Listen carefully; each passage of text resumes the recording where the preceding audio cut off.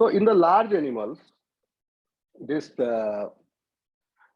exchange of gases across the body surface will not meet the demand of oxygen in the body, because the cells and the tissues which are deep within, they will be left alone. The cells nearer to the body surface will have the adequate supply, and the inner tissues, they will not have access to the oxygen if they are doing by this alone. Large animals, that's why they employ many strategies. This is one of them. Okay, that's why they have developed respiratory structures, special respiratory organs in them, these large body animals. Okay, because they cannot maintain gas exchange by diffusion alone. Diffusion alone across the outer body surface. So they have developed a variety of respiratory surfaces that all increase the surface of surface area for exchange. That's why they have lung, highly folded lung. They have gills, folded gills. They have tracheal system. Okay, so like these elaborate structures, they provide enough room for the air, and that airs उस air की पहुंच body के एकदम अंदर तक है. Lung हमारे body के अंदर में है. ओके, इंसेक्ट में भी जो ट्रैकिया है उसके बॉडी के अंदर में है, स्पायरेकल अंदर में है, एयर सैक अंदर में है, गिल्स अंदर में है बॉडी के. They are not present on the body surface. आ रहा समझ में students? So a respiratory surface is required in all of these cases. Here they have special respiratory surfaces in higher animals. इसको मिटा दूं? Yes, आवाज आ रही है? Okay.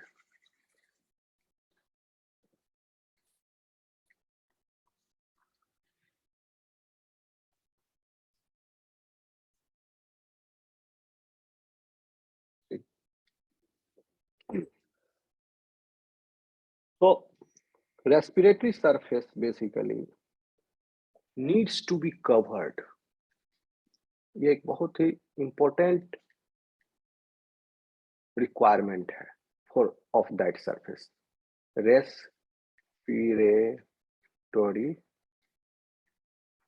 surfaces. कैसा कैसा respiratory surface है? Body surface is also respiratory surface. बहुत सारे एनिमल्स में body surface is functioning as respiratory surface. कैसे जैसे जैसे कौन सा हो गया? Flatworm, tapeworm. Right, start कीजिए एकदम शुरू से, मतलब सिंपल फॉर्म से कॉम्प्लेक्स फॉर्म की तरफ जा रहे हैं. देखिए इनवर्टिब्रेट्स में tapeworm, platyhelminthes, okay, nemathelminthes. Okay, उसके बाद आ जाइए आप एनेलिडा, आर्थ्रोपोडा. एनेलिडा में जो है पॉलीचीटा क्लास जो है, मरीन लाइफ जिसका है, दैट बियर्स गिल, बट उसका लार्वा बॉडी सरफेस से रेस्पियर करता है. लेकिन ओलिगोचीटा एंड एक और जो क्लास है वो जिसमें अर्थवर्म और leches they belong, they respire through body surface. तो एनेलिडा में ये स्पेशल स्ट्रक्चर डेवलप हुआ. इसके पहले आपका प्लेटीहेल्मिन्थिस एंड निमेटाहेल्मिन्थिस में भी बॉडी सरफेस इज देयर. पहली बार respiration started from the body surface platyhelminthes onwards. Platyhelminthes में, प्लेटीहेल्मिन्थिस से पहले सिलेंट्रेटा और आपका पोरीफेरा. इसमें क्या है अभी हम बताएंगे. इसमें यह है कि इसमें बॉडी का हर सेल अपना अपना ऑक्सीजन ले रहा है बाय डिफ्यूजन. हर सेल पार्टिसिपेट कर रहा है डिफ्यूजन में बॉडी के. लेकिन बॉडी सरफेस में the cells which are present near the body surface or the cells which are making up the body surface, they are doing the gaseous exchange. The cells beneath this layer, they are dependent on the layer above it. So this cell will take up gases and then by diffusion, यहाँ भी diffusion हुआ plasma membrane के cross, यहाँ भी diffusion हुआ plasma membrane के cross. So multicellular organism है, but the diffusion is occurring across plasma membrane.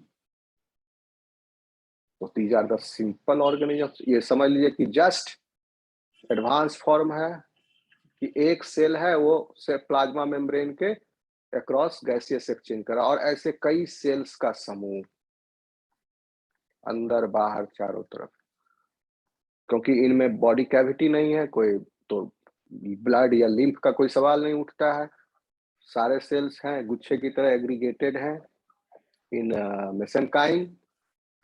ठीक है, कोई बॉडी फ्लूइड नहीं है, भले ही इसमें कैनाल हो, पानी जाने के लिए ट्यूब हो, ओके, या लिक्विड पास होने के लिए, बट बॉडी के अंदर नहीं है. तो this is all the cells are participating in this diffusion process. So platyhelminthes, the body surface is plasma membrane and the process name is diffusion.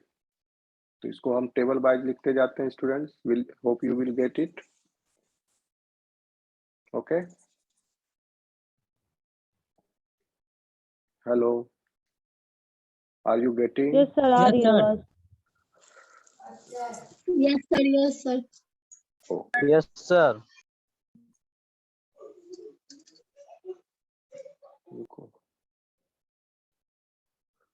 One by one हम चलते हैं.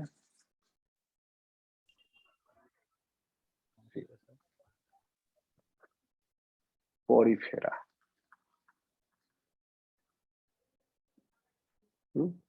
सरफेस है respiratory surface, plasma membrane.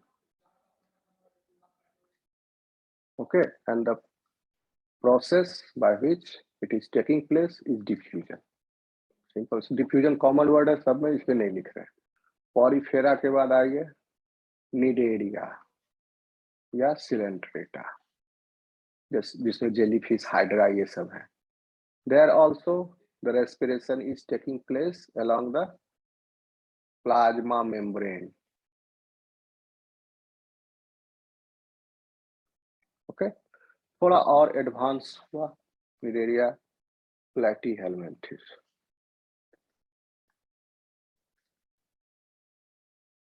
Mostly these are parasitic and nematohelminthes.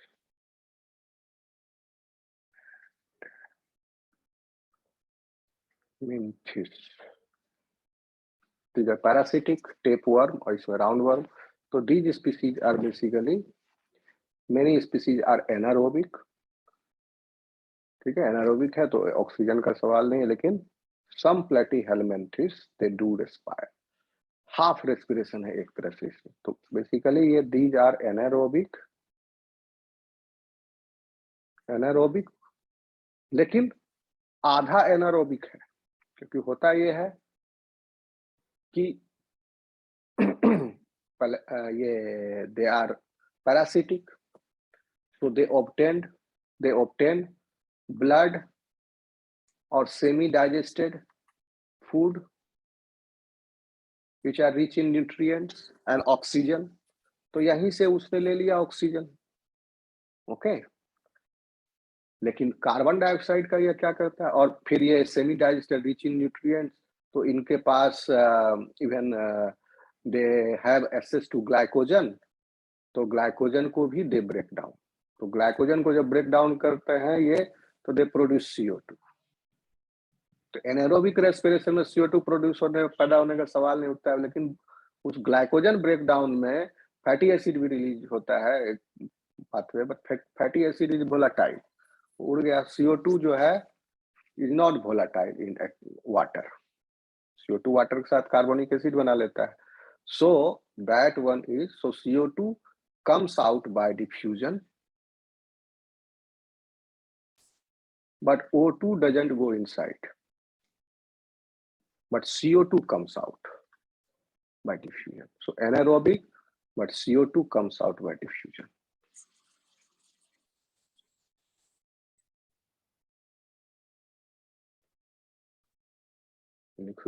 But CO2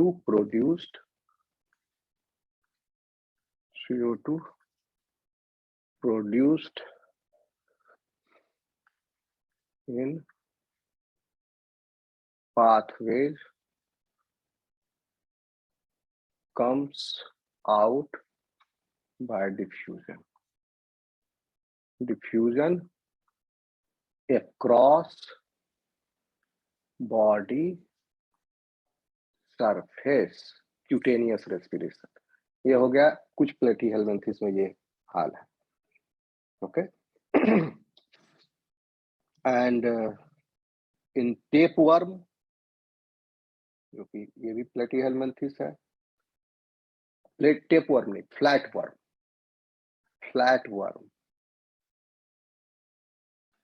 Cutaneous respiration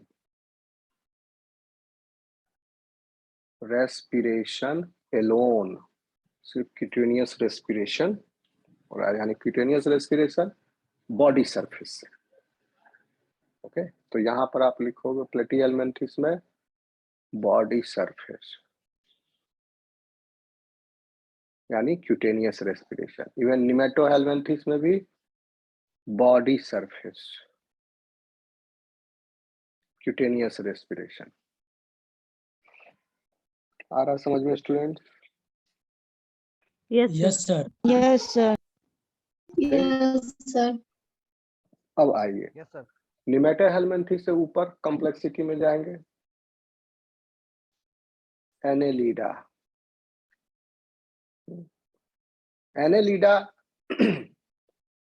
में 3 class है. Annelida, okay, पॉलीचीट्स, ओलिगोचीट्स and हायरुलिना, ऐसे नाम है कुछ, हायरुलिना.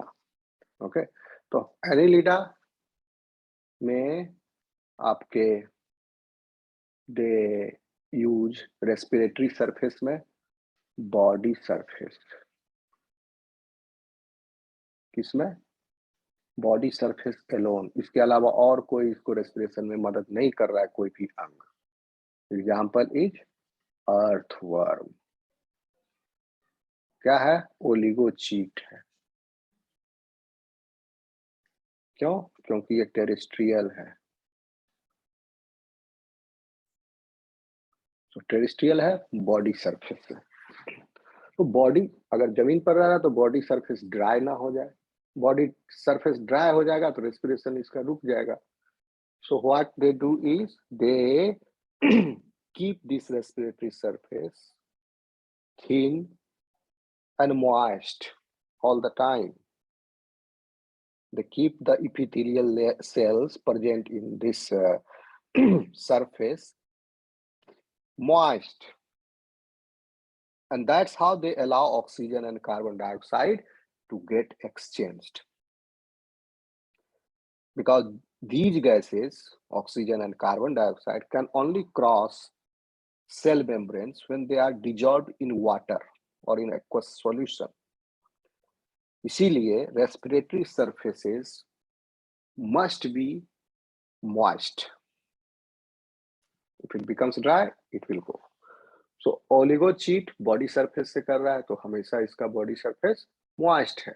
जो terrestrial animals हैं जो इसमें body surface cutaneous respiration होगा, okay, जैसे कि frog में cutaneous respiration है, it will keep its body surface moist.